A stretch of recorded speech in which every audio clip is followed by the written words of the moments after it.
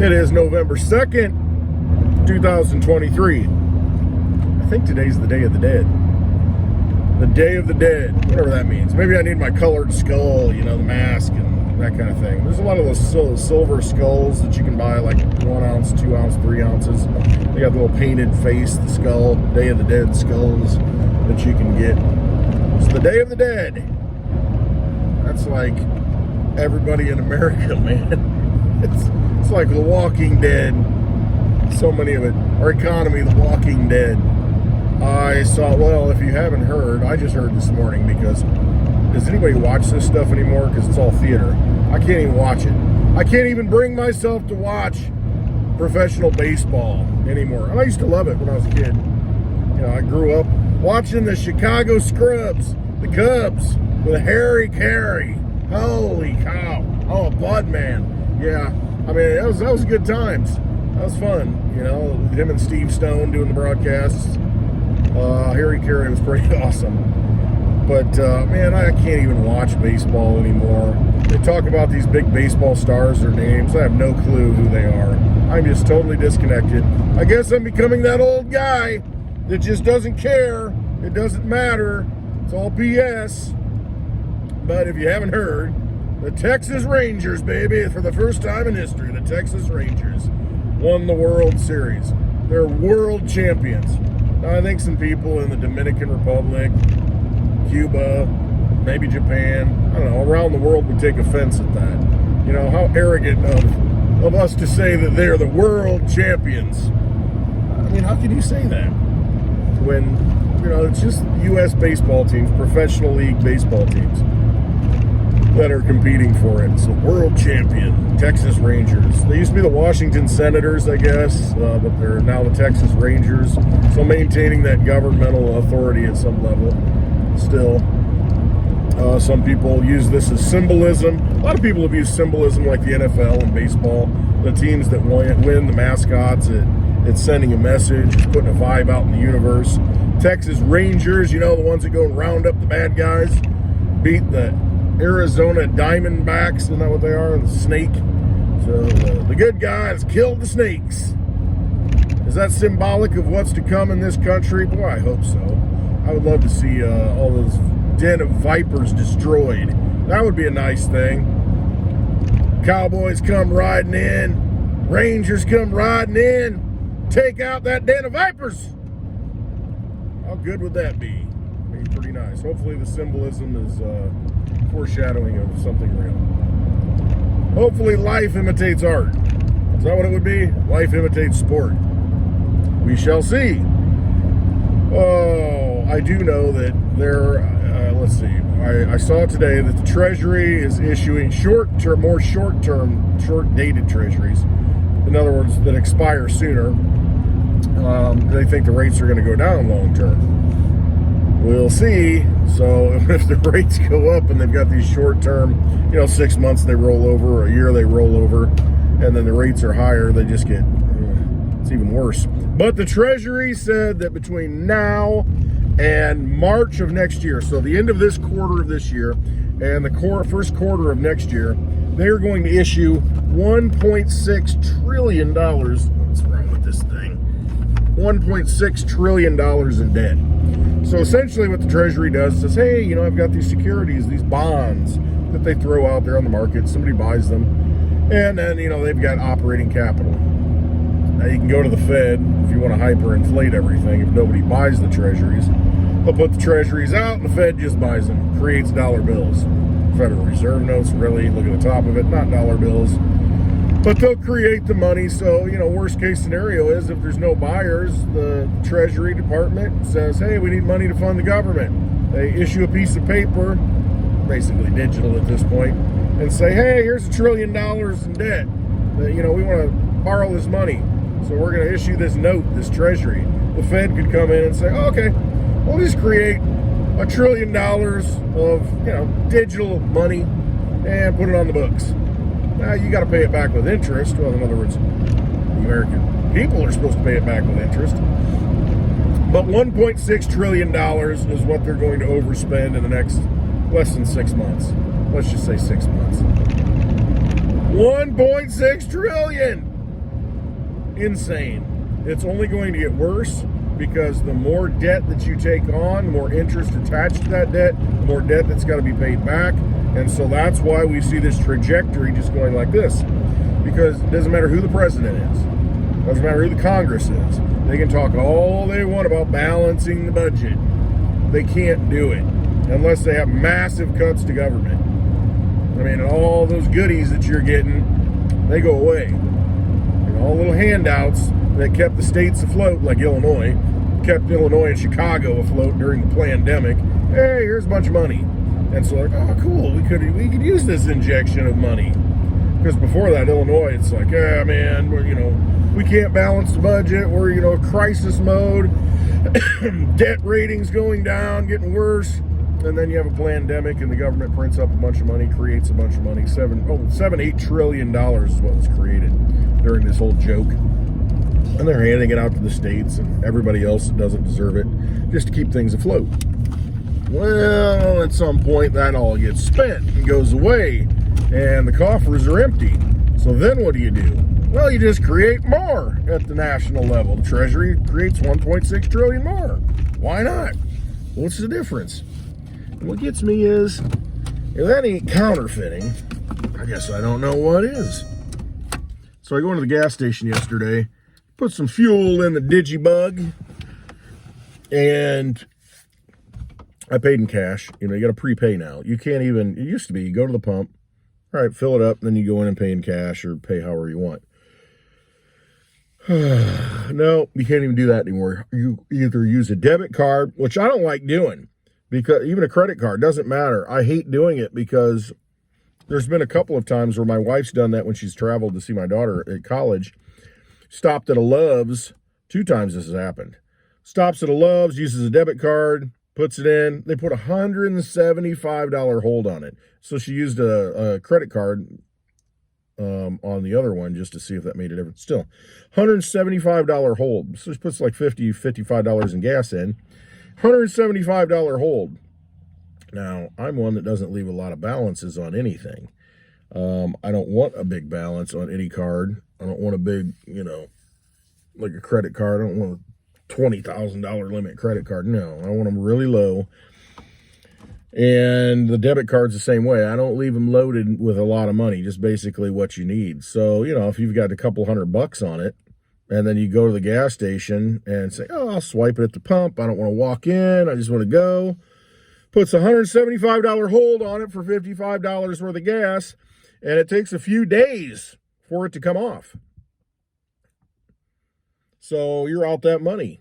You can't use it for, a couple of days. Well, shoot, that's all I had loaded on it, That just shows you all the transactions are not done in real time.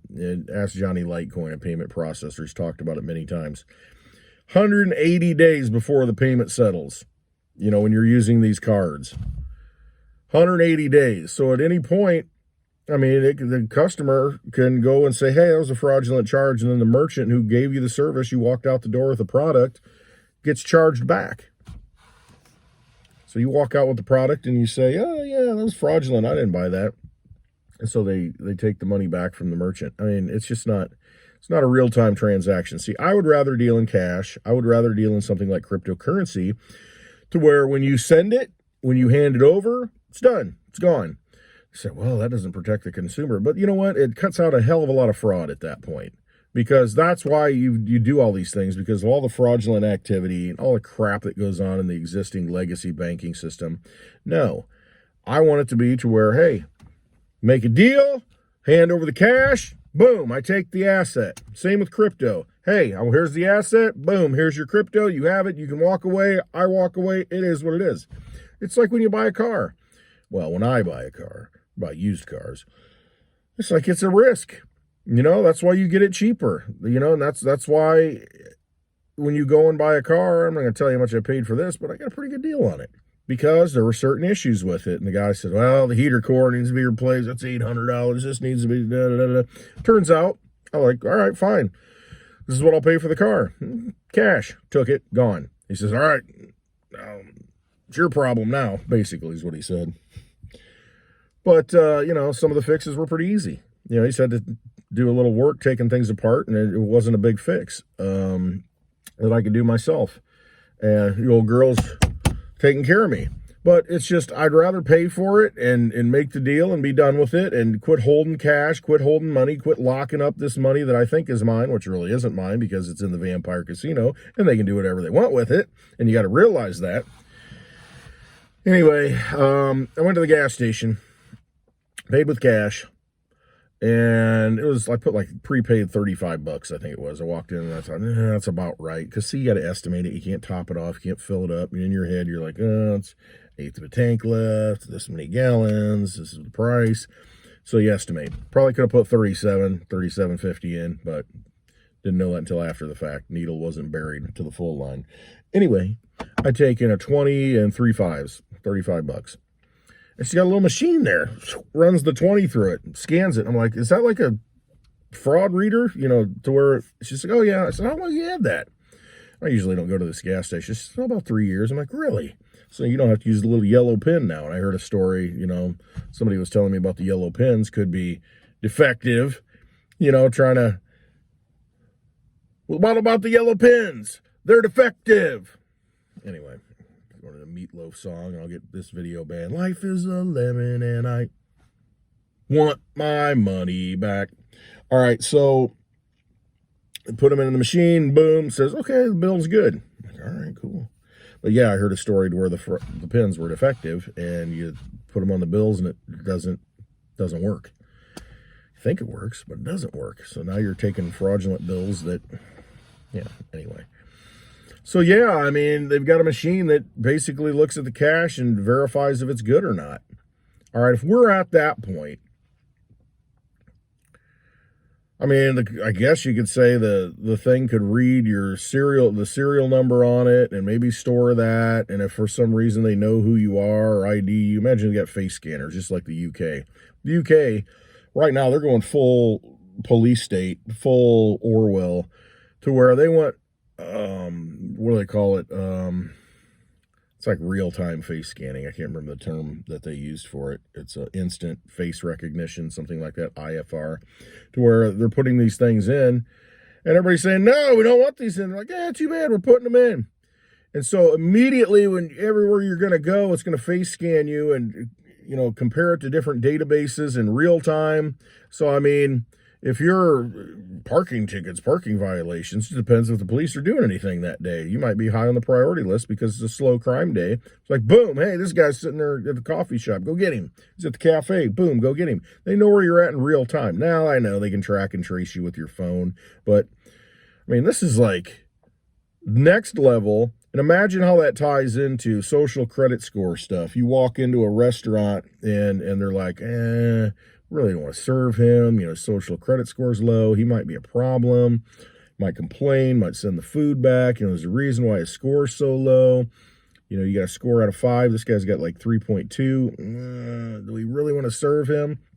And it may get to that point because they can do it in real time with the technology and, compare it to a database and say, oh, well, this guy's kind of a... And I mean, just imagine the abuses of your rights in so doing that. It's pre-crime. They're assuming that you're going to do something wrong based on, your history, but it doesn't mean you're going to do something wrong. I mean, when you put these things in all over the place, that's the kind of crap that can happen. And then they tie it into a digital currency if they have a central bank digital currency. I don't even call it that. If there's a mandatory digital currency that needs to be used, and that's the only thing that these places take, they can shut it off. And, you go into the cafe, think you're going to get a sandwich and a coffee or a tea or something, and, hey, guess what? We're not going to serve you, and your money's no good here. But I want it. I'll just take it to go. No. Try to spend the money, and they say no. Or they say, this guy's a little overweight. He gets the diet soda. He can't get a regular soda. And, I mean, and it's just, they can completely control and lock down your life with this technology. And it's to fight crime. It's for your safety and your security at the rights of all of your liberties and rights. That's what happens, though. You're going to lose it all if you allow them to take it from you. So anyway, I just went off on a tangent that, you know, with the little bill scanner, but that's really what they want. They're going to use this technology slowly and then surely. They will put this technology into place because it's become so cheap and affordable, and it will be, there's no end to it. Imagine the logical end to it. There isn't one. It's unending because they will continue to fund these things. I mean, until you stop them. I mean, that's what vampires and criminals do. They're going to feed off you until you stop them. And they will make it a total tyrannical matrix police state. That's what they'll do. And they will make it so that, because they have to protect their interests, because they know they're criminals and they know that what they're doing is a complete, you know, violation of rights of humanity. And if humanity wakes up, they're not going to be in a good spot. So they have to continue to lock down, and tighten the fist as much as they can so that they're protected from the people. I mean, that's what governments are afraid of, the people waking up. And once you wake up, you know, that's it. It's over. But they want to keep you asleep and slow roll you into this stuff until it's too late. So be prepared for that. I mean, that day's coming. We will see. It's best to be aware of it, though, and take action to try and not participate in it. You know, have something that they can't control. You know, cash, they can kind of control that a little bit. Crypto, people say, oh, they can control it. I mean, in the digital world, that's your best option, a decentralized cryptocurrency. I mean, if it's all digital, that is your best option. I mean, in the physical world, you know, you're still interacting with real people and not engaging in this, the business matrix scenario to where you've got to, you know, hey, if you want your cafe and you want to eat your sandwich and, you know, you got to participate with that digital money because that's the only thing they're going to take. I mean, hopefully you can get them to take Litecoin. But in the physical world, yeah, you can always use silver. You can always use gold. I mean, cash for a time, you know, something of value that you can exchange personally. But how many places are going to be that way? You know, find that group, find that community, find those people who understand, you know, where it's going. And yeah, you might participate in that digital world because you kind of have to. But on the other side of it, you know, if you don't have to, I wouldn't do it. And I'd find other people who think the same way.